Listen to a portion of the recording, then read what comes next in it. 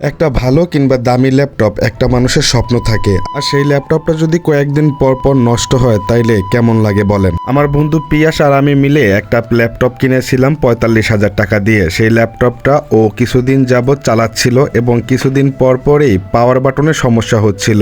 পরে গ্রামে গিয়ে কিছুদিন চালানোর পরে সমস্যা হওয়ার পরে আমাকে বলল, আমিন আমি তোর কাছে এটা দিয়ে দেই, যেহেতু আমি গ্রামে থাকি, তুই ঢাকায় গিয়ে এটাকে সেরে নিয়ে আস।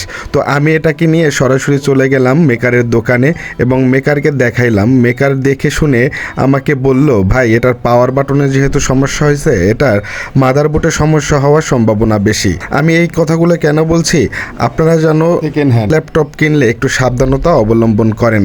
আমি কয়েকটা দোকান ঘুরিয়ে ফিরিয়ে দেখার পরে প্রত্যেকটা দোকানে আমাকে বলছে পাওয়ারের সমস্যা মানে মাদারবোর্ডের সমস্যা, আর মাদারবোর্ডের সমস্যা তো পুরো ল্যাপটপেই সমস্যা। বলেন এইটা কোনো কথা হইল? মাথা নিচু করে অনেক কষ্ট নিয়ে সেই আইডিবি ভবন থেকে বের হতে শুরু করলাম। আপনারা যারা ল্যাপটপ কিনবেন অবশ্যই খুব সাবধানতার সাথে সেকেন্ড হ্যান্ড ল্যাপটপ কিনবেন, নয়তো আমার মতো মাথা নিচু করে মেকারের দোকান থেকে চলে আসতে হবে বাসায়। সবাইকে ধন্যবাদ।